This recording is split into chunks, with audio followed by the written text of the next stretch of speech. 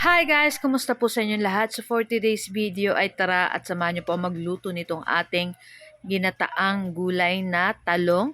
At syempre, lalahokan natin yan dyan guys nung ating tira kahapon na pritong tulingan. So nilagay ko lang yun sa ref.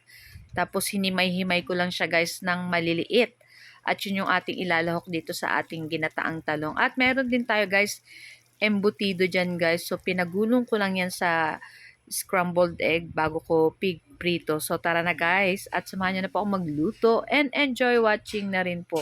So yun na nga guys, so magpapainit tayo dyan ng ating kawali at pag mainit na yung ating kawali, maglagay na tayong mantika.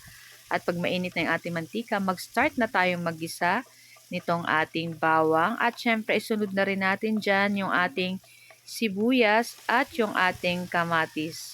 So gumamit lang ko dyan ng isang pirasong kamatis kasi may natira akong isang kamatis. So, isama ko na rin dyan guys para pampadagdag sarap pa yan dito sa ating lulutuing ginataang talong. So, ayan na nga ating hinimay-himay na isda na natira ko yan kahapon guys. Yung may isang sa may parteng ulo at buntot. So, para hindi naman masayang guys, yan yung aking lulutuin. At yung aking talong guys, natira pa yun ng ating last time na binigyan kami nung nagtugtog kami. So, ayan, hindi pa naman siya guys sira at maganda pa rin yung ating talong.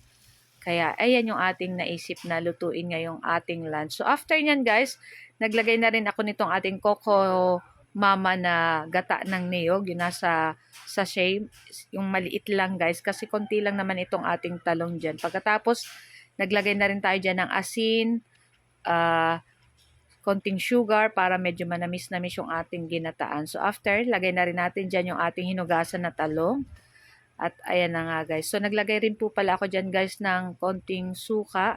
Siyempre dapat sa ating ginataan is may konting suka. So pwede din po kayong gumamit ng luya pag nagluluto ng ginataan. So ako guys, naubusan akong luya pero okay lang yan.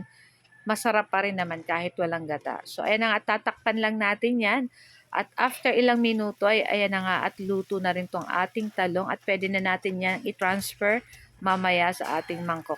So for the meantime, ayan, nagpainit ulit tayo ng bagong kawali at naglagay tayo mantika at iprito na natin yung ating embutido dyan guys. So yung ating embutido guys is nabili ko lang yan dito sa aking kapitbahay. Naku, napakasarap. Talaga namang uulitin ko pa uling umorder nito guys. So bumili lang ako guys ng ilang piraso nito. Syempre, ito lang naman yung aming ulam pang ano natin dun sa ating gulay na ginataan talong. Syempre, masarap po partneran ng kahit anong klaseng prito pag meron po tayong ginisang gulay or ginataang kahit na anong gulay. So, ayan na nga at luto na rin naman po to. Dati naman ng luto yung ating embutido. So, inano ko lang yan sa itlog para syempre mas masarap at syempre kakaiba din yung lasa niyan guys. So ayan na nga at luto na. So ahunin na natin yan dyan guys. Ayan. So talagang nag-brown lang yung ating embutido dyan guys. So kayo po ba guys, ano po ang inyong lunch? Ayan. So ayan na nga at ready na rin po kaming kumain ng aming lunch. At ayan na nga yung ating ginataang gulay. Ayan, i-transfer na natin yan sa ating mangkok. Makikita nyo guys, umuusok-usok pa yan at talagang nagmamantika yung gata niyan dyan guys. Talagang masarap-sarap, talagang try nyo din pong lutuin yung ganito at napakasarap. Syempre, healthy naman to guys kasi gulay at isda. So guys, ayan na, ito lang yung aming video today at sana po ay nag-enjoy kayo. Huwag niyo po sanang kalimutan mag-like, mag-comment at syempre pa-share na rin po ng ating video.